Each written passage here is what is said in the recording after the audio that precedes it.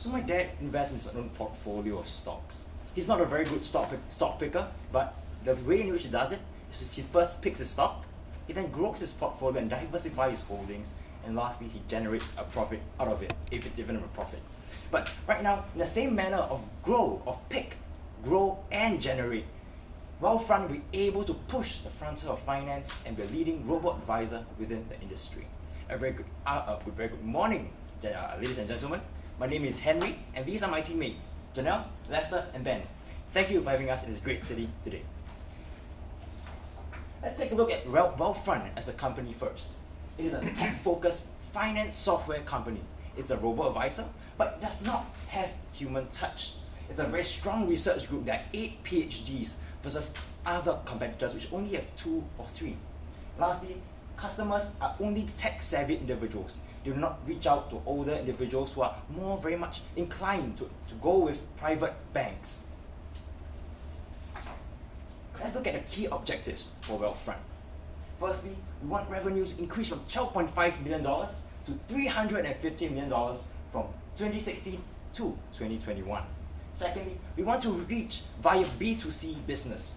Our 100K consumer base, we want to expand it to 150 consumers. Lastly, we do not only want to go via the B2C route, but also the B2B route. That's 2016. We have 0 expansion right now, but we want to expand it to over 30 companies by the end of 2021. Let's take a look at where we are right now and for Wealthfront and where we want to be as a company. First, right now, there's slowing growth. Despite being a leader in the robo-advisor industry, it has lost its strategic focus, and where we want to be is to be a fast growth company. Right now, there's intense competition, not just from incumbents like JP Morgan, HSBC, or Merrill Lynch, but also from very small peers who are springing up from the global ends of Earth. Also, where we want to be is to have a robust competitive advantage to compete against these competitors. Lastly, we have a very small customer base of just 100,000 consumers. However, how can we then drive wider adoption of our platform? Therefore, we've identified 3 key issues. The first key issue, what should be Wealthfront's, WF's in this case, strategic direction? We should have a strategic direction of Wealthfront to effectively compete. Secondly, how can Wealthfront compete against the giants and its peers within this industry? And lastly, how can Wealthfront grow its current customer base? So we have our solution of pick. We will be picking a strategic focus. Secondly, we will grow a competitive advantage against our fellow competitors. And lastly, we will generate a wider customer base and more profits for Wealthfront. Looking at our first recommendation, pick. So let's just take a look at how Wealthfront and what environment in which it is operating. We have individuals and we have financial institutions. Let's take a look at the individuals that could possibly be our potential customers. We have the younger ones, and also you have 45-plus-year-olds. So let's look at the 45-plus-year-olds. Firstly, they are very traditional in the sense of thinking. They are not exactly very tech-savvy, and they prefer human advisors. So that's very much like my dad. He's not very rich. I mean, he's not going to a private bank. But for someone like him, he told me before, he would never trust a robo-advisor. He would prefer somebody to speak to. He likes the human touch. He likes the assurance that private bankers give to him. Lastly, we have the very high acquisition costs from Wealthfront's perspective. And therefore, they are not our target. They are more inclined to use private banks or child swaps services, and therefore we will not be targeting them because of the high prohibitive costs associated with acquiring these customers. Let's look at the younger ones, the more tech-savvy consumers. They do not trust traditional financial institutions. They've seen the collapse of the economy during the 2008 global financial crisis, and they have a huge disdain for traditional Wall Street companies. Therefore, we think there is an opportunity for us to target these consumers. Let's take a look at financial institutions. We do not want to just isolate and pigeonhole ourselves in just providing a B2C experience for individuals. We see an opportunity in financial institutions. So look at Wealthfront. These are our competitive advantage in terms of technology innovation. With a very strong research group, 8 PhDs, and all are critically acclaimed. However, there's no human touch. We do not hire personal advisors, and therefore we cannot reach the people who are more traditional, who prefer the human touch that private banks have acquired. For financial institutions, however, although they have many personal advisors and they have a huge client base, they do not have the technological prowess as there's something that's as competitive and as efficient as ours. And therefore, we see that there's a chance for us to enter the B2B segment and work with traditional financial institutions to enhance the service to the current clients. Therefore, our focus will not be just solely on consumers. We will also have the B2B focus. We will aim to look to work with traditional financial institutions. We will target tech-savvy elites and tech-savvy millennials, and also work with incumbent financial institutions instead of competing directly with them, which will be very heavy, will be very capital heavy, and a very painful process. Therefore, we've identified B2B as a new growth engine for Wealthfront. I will now pass my time on to Janelle, who will speak more on growing our company. So after understanding what situation Wealthfront is in, now how can Wealthfront then grow its competitive advantage and flourish in the robo-advisory industry? Now our CEO Radcliffe has once said, "We are not a financial institution, but we are a software company." Wealthfront takes pride in its technology, its software solutions that it has developed, and so how can we make this to our full use and maximize Wealthfront potential? We propose to Wealthfront to go into B2B, to sell our software to business institutions such as the bulge bracket private banks as well as the retail asset management firms, to provide our software as a service to them to generate higher revenue. So what's the current situation Wealthfront is in now? Now Wealthfront is squeezed in both ends. On one end, you have the Silicon Valley fintech companies such as Betterment, Future Advisor, as well as Personal Capital, jumping into the bandwagon and going into human touch to really get more customers. So Wealthfront is lagging behind in terms of human front. But in terms of the other end, we have JP Morgan, Fidelity, going into vertical integration because they do have the certain capability to go into robo-advisory. But there's something very interesting to note about this group of incumbents.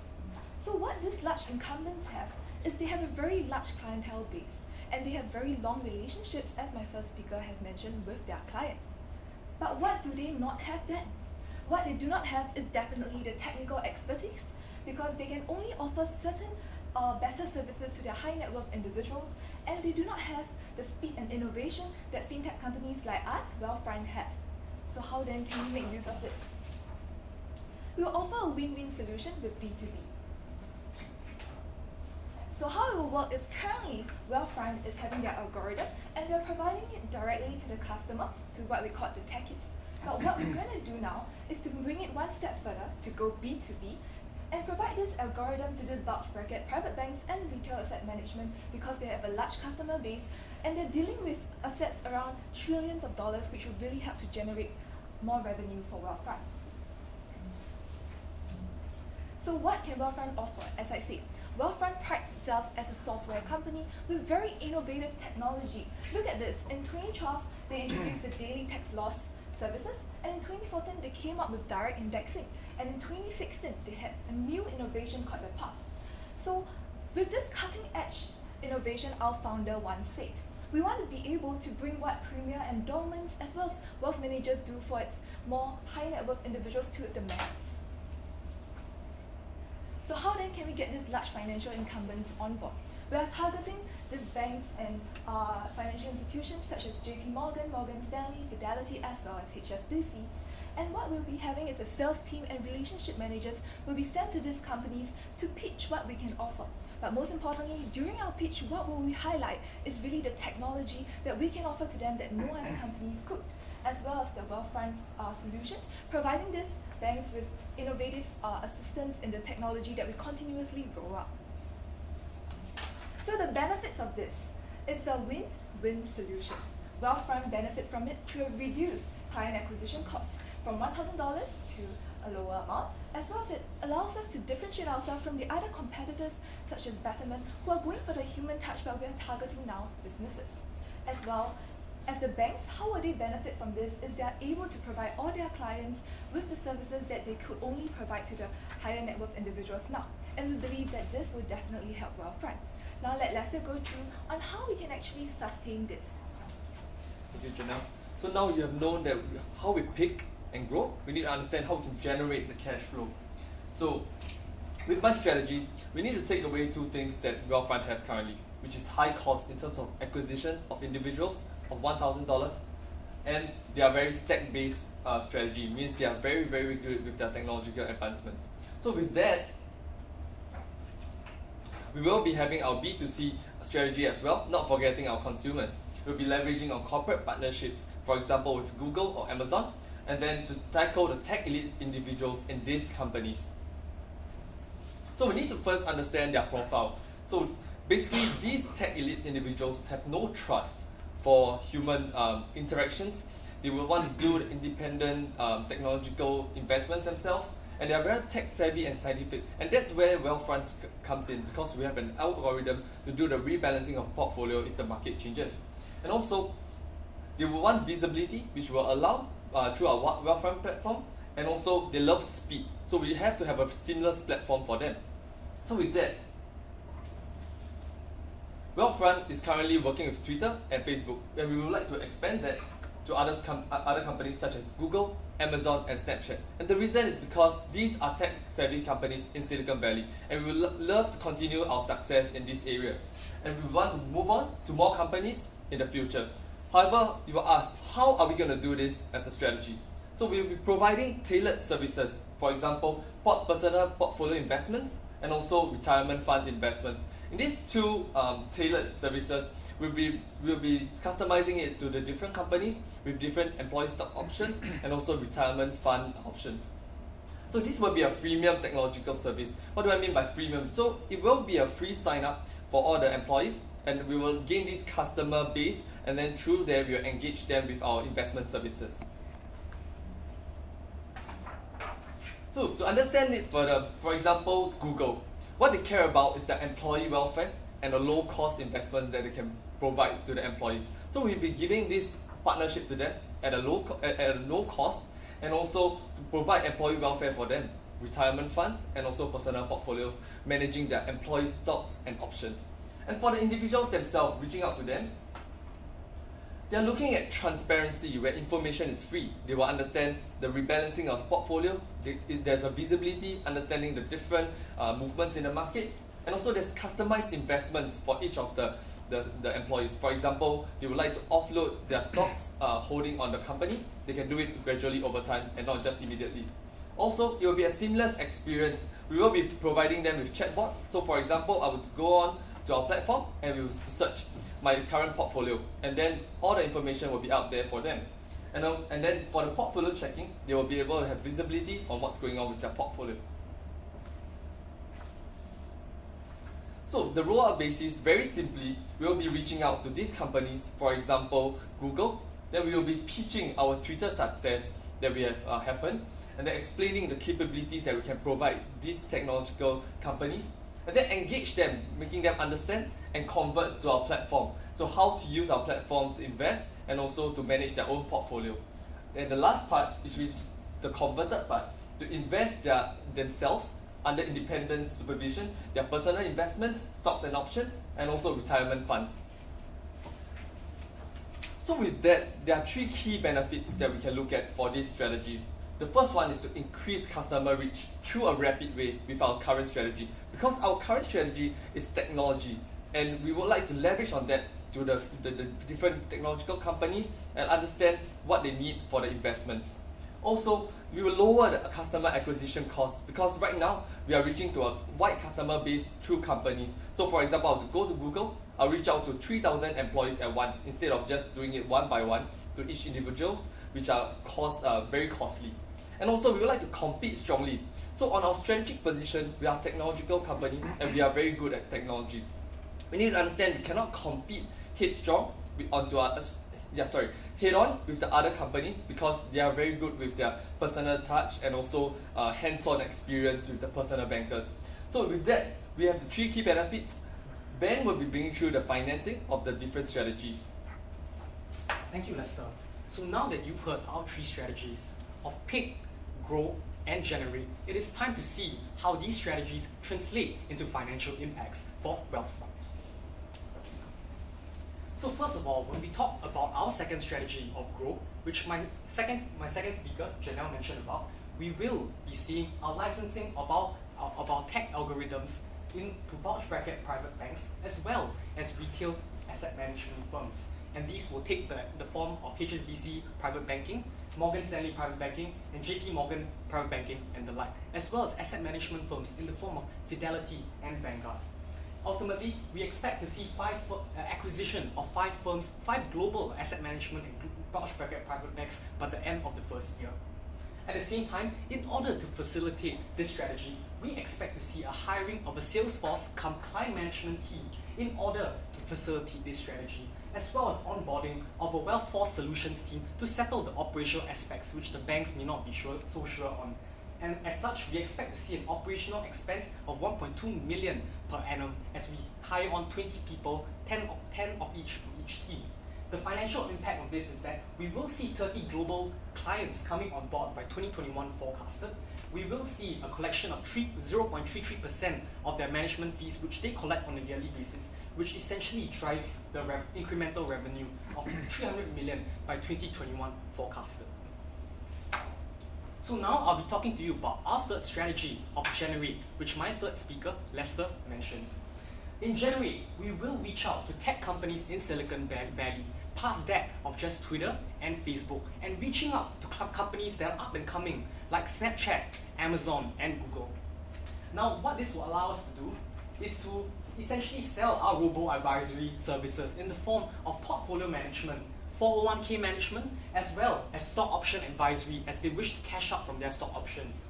Ultimately, in order to facilitate this strategy, we will hire a business development team in order to reach out to these companies. And as a result, we expect to see an operational expense of $300,000 per annum in order to hire this team of business development executives. So what is the financial impact of this? We expect to see an incremental AUM in our B2C portfolio of 3.5 billion, up from our current 7.3 billion this year in 2016. We expect to see 50,000 new B2C clients coming on board, allowing us to hit 150,000 clients from our B2C platform.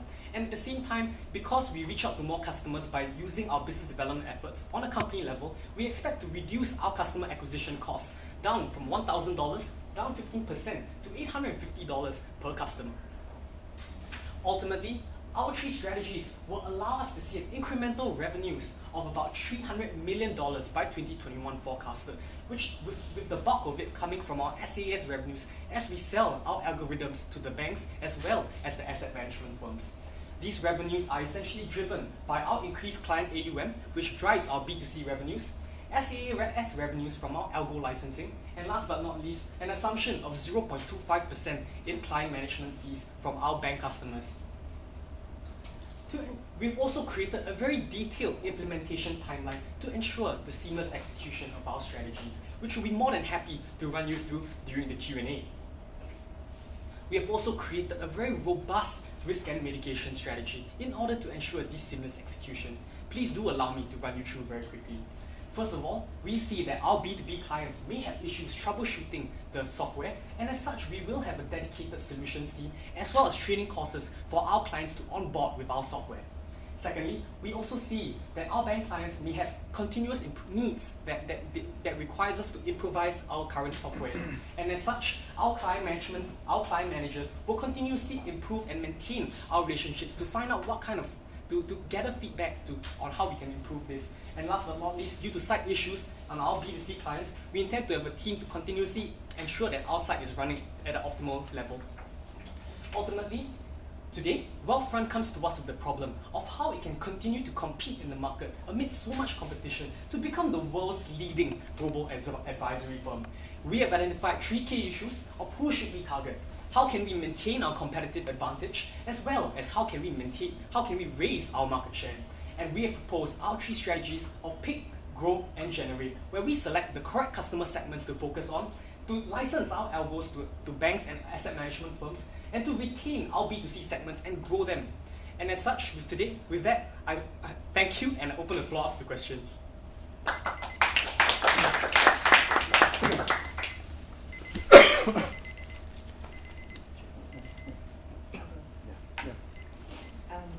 thank you very much.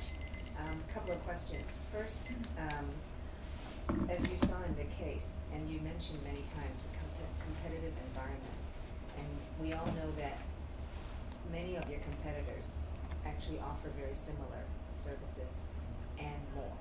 So what is going to differentiate you, even though you have this strategy? Number two,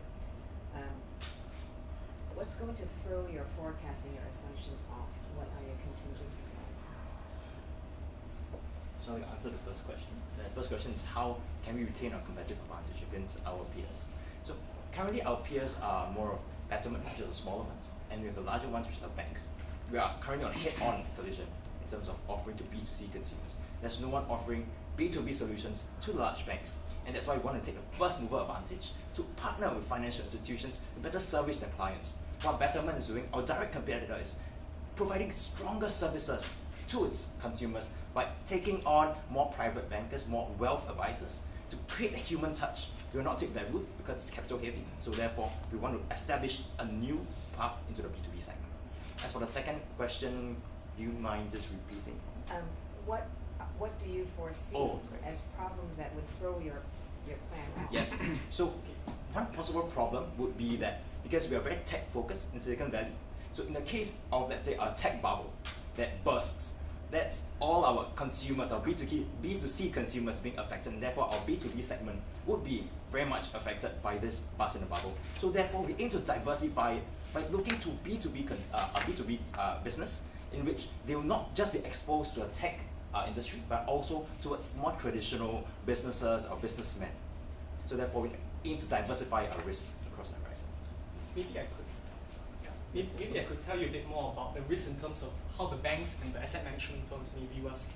So essentially, I think when trying to sell a SaaS software, the banks and the asset management firms may be very skeptical. And what we intend to do to mitigate this is to have dedicated client RMs in order to service our banking clients. And what this will include is company presentations on how our softwares will work, as well as a dedicated team that will troubleshoot the issues once we onboard them.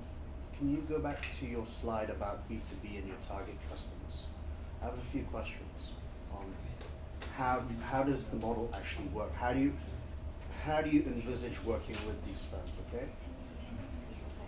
So on your list of firms, you had Fidelity and you had Vanguard, both of whom already have a robo-advisory business. So how does your firm plan to work with these firms who already are actually offering a competing product? Secondly, with regards to selling to the bulge investment bracket, the bulge bracket firms who have private banking operations, how do you envisage the way your firm works? Because they will have relationship managers, coverage bankers covering their customers. Do you envisage them using your software to do the decisioning, or do you envisage them offering one of your funds as one of the offerings that their clients can invest in? Can you give me more clarity on that B2B strategy and how you will engage and how your product fits into their offering? So firstly, we're looking at JP Morgan and Fidelity, which you mentioned that Fidelity already has its own robo-advisory that it is going into. So this is a risk because they might not be able to actually, they are very skeptical, they might not want to actually take up our software. So what we can do is really to double down on the sales team and really to maybe perhaps offer them a trial to really get them to compare the difference between their current software and what our software can do for them, to show them the results. So we have the sales teams who will go down to there and really show them the incremental increase in their revenue or efficiency by adopting our software. And what we're looking at also is to actually offer in terms of a more white label. So instead of letting these companies communicate to their customers that it belongs to Wealthfront, we will actually offer a more white label so that they could offer the services based on selling by their own company's brand to help them to really want to adopt our software. So in terms of your second question on how we're gonna envisage this product being sold, I guess we will be using this as a separate product that the company is going to offer, because in this case it will be targeting a very focused group of people who are very tech savvy and do not like human interaction. So they will go for the tech way to invest instead of having a private banker to themselves. But definitely, like Jenna has mentioned, they have a private banker in a private bank. So if it comes to any needs they look out for, there will still be a private banker to attend to their But needs. if they are tech savvy and then don't want to go through, a Wall Street firm, Yeah. firstly, why would they go to, a JP Morgan or a Morgan Stanley? If they have already gone to a JP Morgan or a Morgan Stanley, why would they use your product?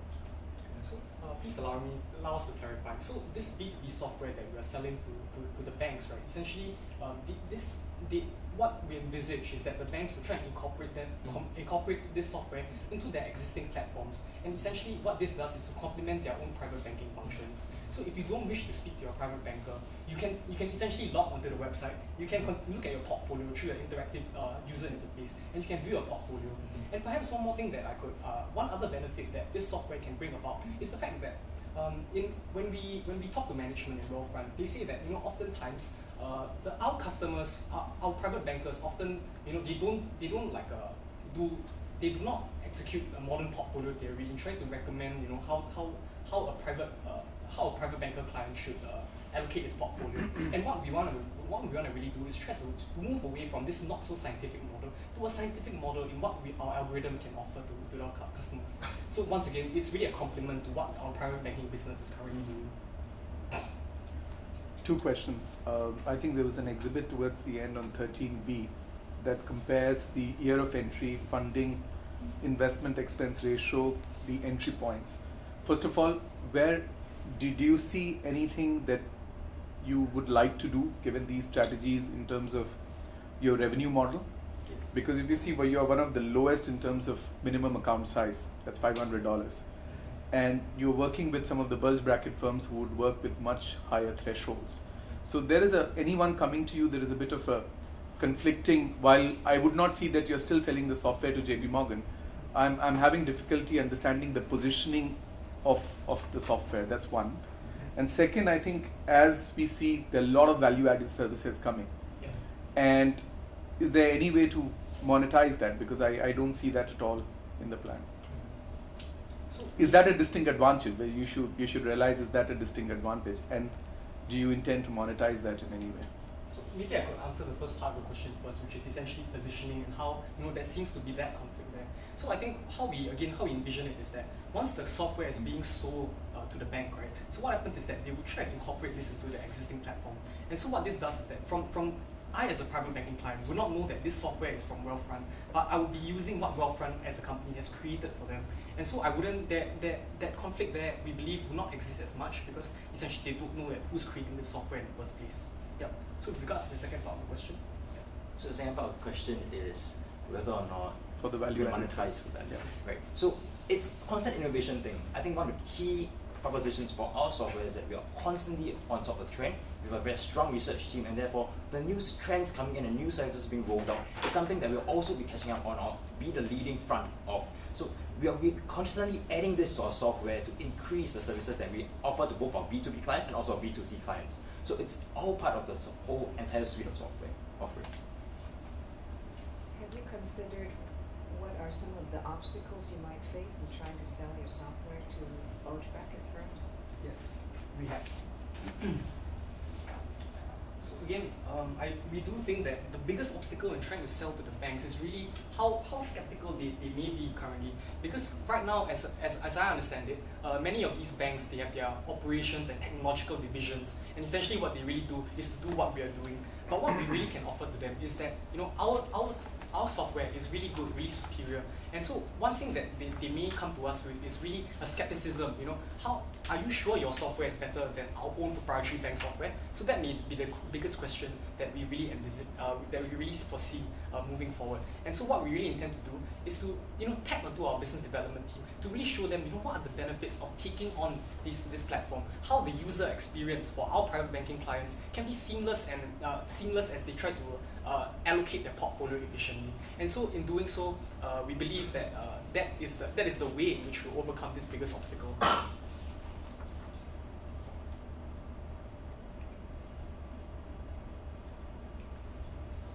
Do you all see yourself to be a more, I hear that there's a distinct advantage in the technology software side. Then why go the B2C model at all? Why just don't work with B2B? Because is it a software company? Is it a financial services company? What comes first, if ever? So, thank you. So, absolutely, that's a consideration that we have taken into, and it is easily mitigated. So we need to understand that right now we are selling a software to the other the companies, but in this way we are still reaching out B2C in a way that we are going to the companies and giving a very niche kind of investments opportunity for the people. So we will not be reaching out to individuals, for example myself, to reach out to myself to invest. So it will be still to companies, and the companies will be the one helping us to reach out to employees, telling them what we can do for them. To delve a little deeper, the reason why we're also keeping B2C as what Les has mentioned, because right now what we're doing is very successful. It's one of our key generators. It's how Wealthfront got to where it is today. And with that success, we want to keep that as our base, but also extend B2B, which will be our next form of growth driver. And we think Wealthfront will be able to leverage on both opportunities in terms of software. And it's largely a software company as positioning. Just one question going back to your B2B model. In analyzing your target client base, and when you look at existing financial advisors, especially those who have that incumbent models, so your pitch is that our software is better than theirs. But have you considered this issue to be an obstacle? And the issue in mind is these financial advisory firms have a vertical model. So their proprietary logarithm is offered for free, and it's based on the fact that they recoup their costs by allocating whatever money gets invested back into their funds. So it's a vertical model. The algorithm looks at all their funds and they make their money back in their funds. Your model is open platform, and you've got different funds that are not necessarily belonging to the B2B client that you're selling. Will that be an obstacle for the B2B client to accept your product? Well, I do think that that is definitely one obstacle. However, in mentioning about like how their funds are structured vertically, right? I think one further way in which we can mitigate this is the fact that when we spoke to management, essentially what they told us was that we see that they have 8 PhDs. They have a lot more, they have smarter people than our competitors. And I think one thing that we can do to mitigate this is really to see how our current algorithm can really can really be incorporated into the bank's existing algorithms, and in doing so, try and optimize that part of it a lot more. Allow me to also elaborate. So basically, while the banks currently have this model, but it is limited in the sense that they are only able to offer to the higher net worth individuals. But by adopting our software at a lower cost, they will also be able to offer to more clients, and this also can help to improve their profitability for the banks as well, to get them to have more customers who want to use such services. So we feel that they would adopt our model. Was there ever a decision on the table in terms of either merging or getting acquired? And why was it shot down at all? Because we definitely considered that. I think merging and acquiring is a very good option. And merging with who, if ever? Right, but we did not. We shot it down. The reason was because we think that software companies, they are largely just backtrack a little bit. So when we acquire a company, what we want to do is to acquire the soft resources of company, especially for software, technological kind of company, where you want to get the brains of the companies. However, if you acquire something, usually when you acquire a company, the head founders or people with the brains of the company might leave. So that's why we do not want to acquire, because we don't think it's a sustainable strategy, and there are no hard resources that we want. Get acquired. Get someone. Put yourself up for sale. Monetize the value. The reason why we don't want to do that is because the founder himself wants to grow the company. He wants to revolutionize, and I don't think it's a fully financial motive, and it's more of how he wants to change the industry for the better.